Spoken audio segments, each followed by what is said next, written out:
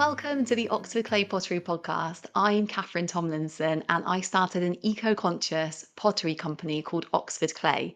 Now, at Oxford Clay, I don't just make pottery, I also make resources such as books and courses and information for other potters who want to be more eco-conscious in their pottery practice, but maybe don't know where to start or can't find out the information they need. So that's what this podcast is all about. It's about sharing everything I've learned along my eco-conscious pottery journey with you, and I can't wait to get started. So let's go.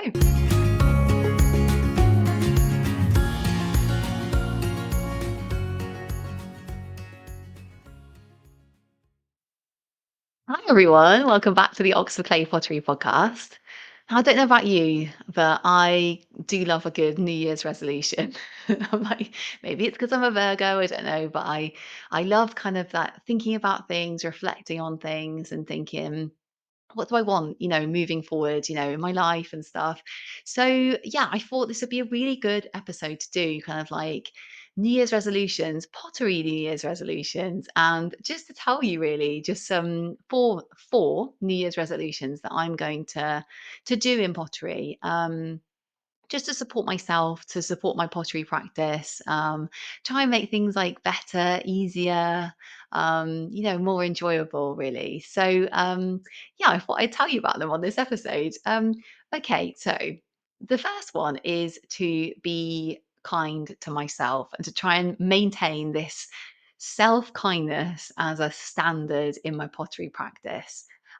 And there's a very fine line between reflexivity, in your work, and kind of thinking about where you want to go next, or reflecting on your work and thinking, what would I like to do next time, and then being self-critical and thinking it wasn't very good, or I could do better next time, or I should be better, or whatever. Or comparing yourself to other people is also something that I think a lot of people do, especially if you're consuming a lot of content. You're looking at other people's work, and yeah, it's very easy to compare yourself to people, and that's not being kind to yourself. Really. So the reason I say this, being kind to myself, is that I would really like to have this kind of standard for myself where I always create a sort of safe space for me to make mistakes in pottery. So like, I have to say, making mistakes in pottery is just basically a standard part of the process. Making anything pottery never really goes according to plan. There's always times where you think you've done everything the same as you did the last time, but this time, it's cracking. This time, like maybe the atmosphere is different. Maybe the kiln, something weird happened in the kiln. Things you can't control. And things do happen, and things crack, or they go wrong, or you make something too big or too small, or you haven't joined it properly, or something, like I said, something weird happens in the kiln with color, or something you just can't anticipate. And I think in those instances, but especially because they happen so often in pottery, I think it's really important to kind of cultivate this being kind to yourself as a kind of standard. Um, so yeah, so this is what I'm doing, and I'm going to prioritize learning over perfection. So it's quite easy for me to kind of slip into the, like, it has to be perfect, or the outcome has to be perfect, and really disregard the fact that, like, through that process, if something did go wrong, I probably learned loads of things along the way. So I think this is what I'm going to be doing, in the year coming up, in the new year. I'm going to be just really reminding myself of that.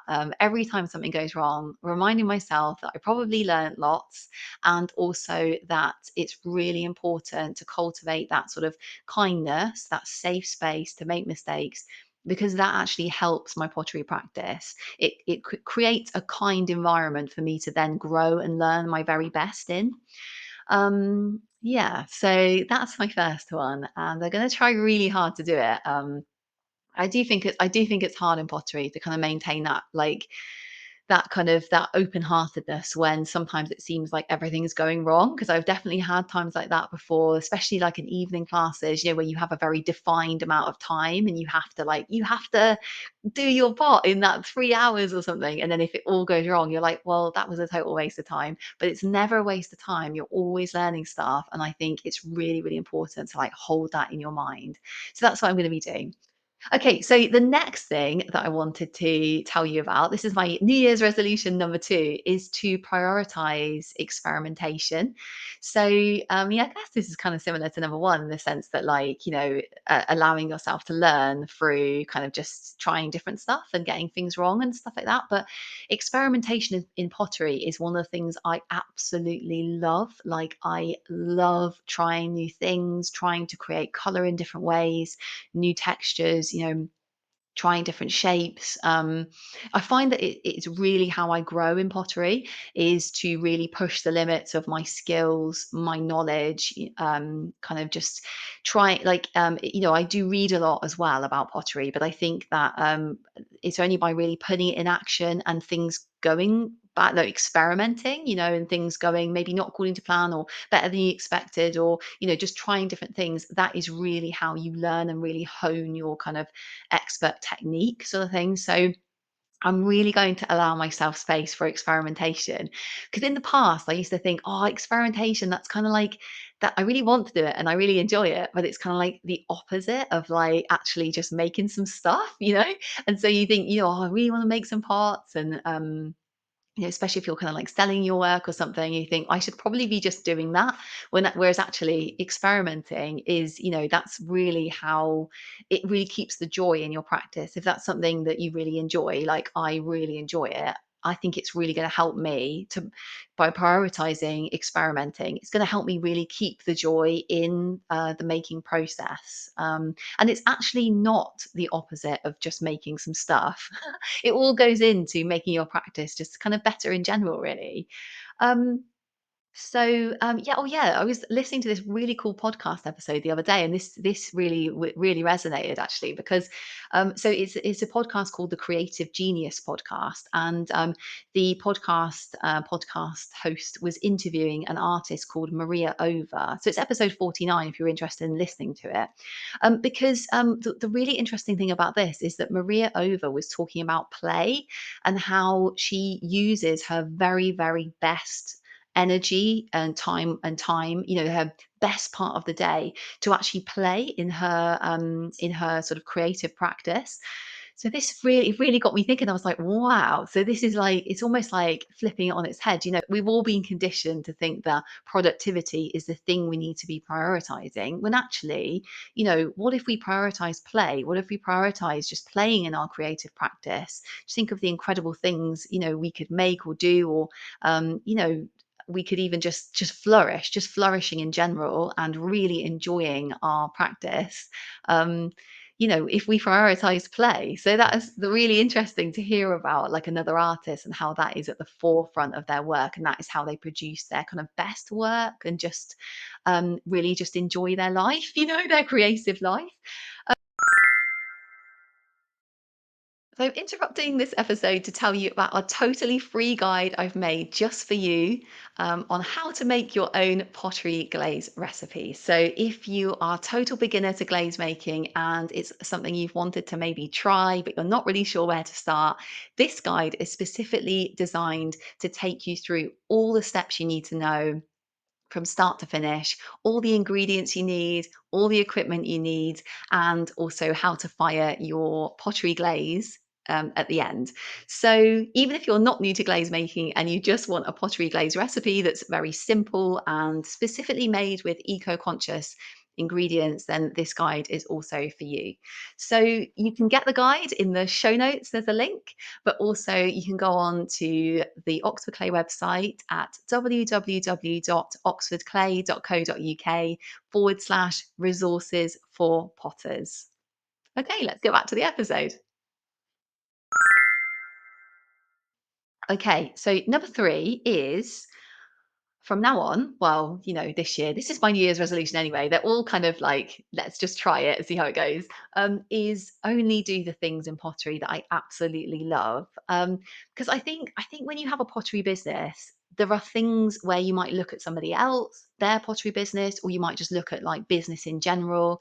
And it might seem like you have to do like, say, like all the things, or you have to be on this platform, or you have to be creating this content, or you have to be, I don't know, going to craft fairs every weekend, or um, just there's so many things you can do, you think you should be doing, but those things can sometimes take you away from the things you actually really love to do. And the things that you love to do are often the things that are, because you're generating that joy out of those things, and you really just kind of really focus in on them, they can be the things that are actually like the very, very best gift to the world.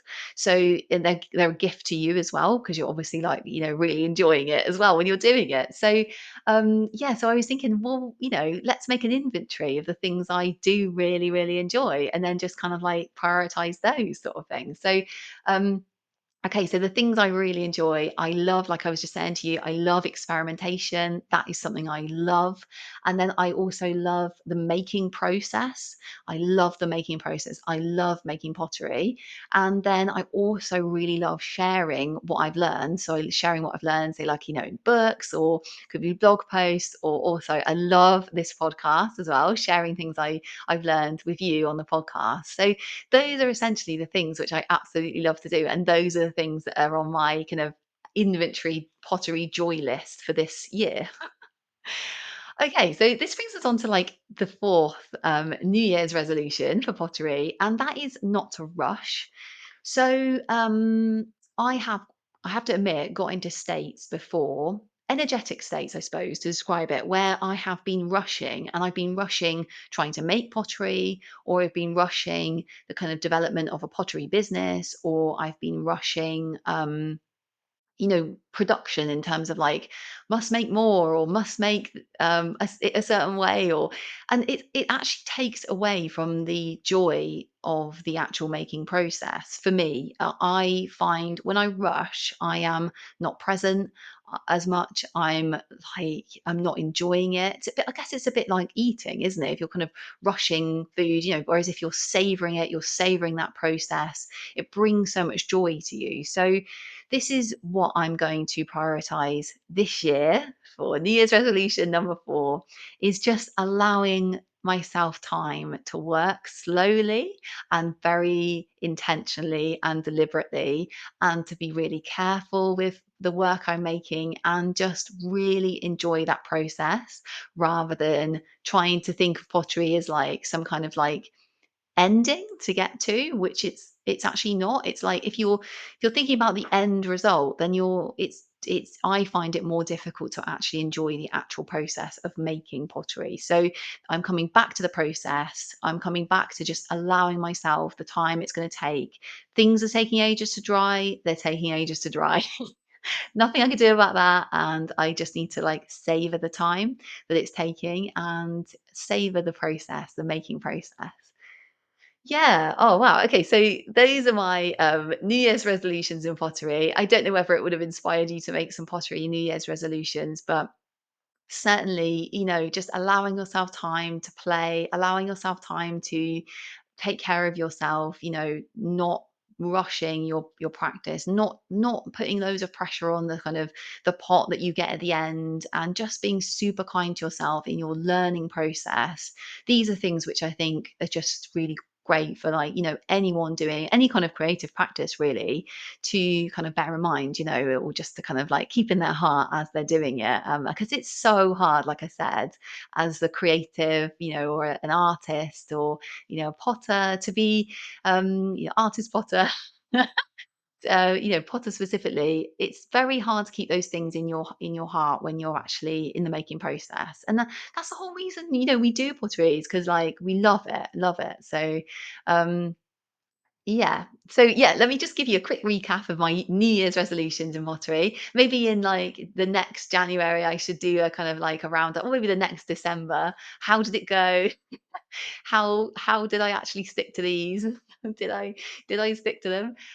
Okay, so number one, being kind to myself, creating a kind environment for myself to learn in, not criticizing myself, prioritizing the process over over perfection, prioritizing learning over perfection, prioritizing making a safe space for me to make mistakes. Okay, so the second one is to prioritize experimentation, to really allow myself time and space to play, to experiment, to grow in areas I want to, not to be like, well, that's a waste of time, it's not going to go anywhere, not to be, well, thank you, like voice in my head for saying that. I appreciate you, but I'm actually going to prioritize experimentation. So, then the third one is to only do the pottery things I love, to really stick to that inventory, to allow myself the permission just to do things I really, really love. And that's okay. Everybody's different in what they love, and it's okay to allow yourself just to do what you love. In pottery, especially if it's like an enjoyable creative practice, that is the whole point, isn't it? So yeah, to bring joy into your life and to bring joy to others through the things you're doing and making, you're sharing. So yeah, to really only do the things I love in pottery, and obviously then to share them with you, which is also what I love. So the fourth one is not to rush, so just to really allow time for the pleasure of actually making pottery, to really bring it back down to like the making process, really savoring it, um, just yeah, allowing time for things to happen. If they just go slowly, that's absolutely fine. And just to really not put any pressure on the levels of production, I suppose is a good way of describing it.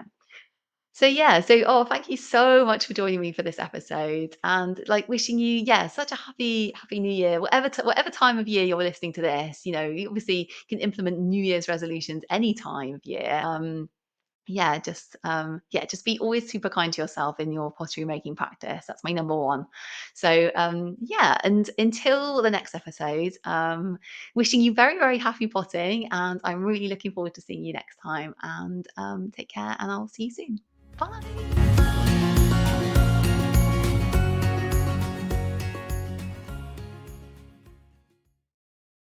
Oh, yeah. So I hope you enjoyed that episode. And if you're interested to learn more about eco conscious pottery or making your pottery more eco conscious and sustainable, there's so much for you on the Oxford Clay website, which is www.oxfordclay.co.uk. I can't wait to see you there.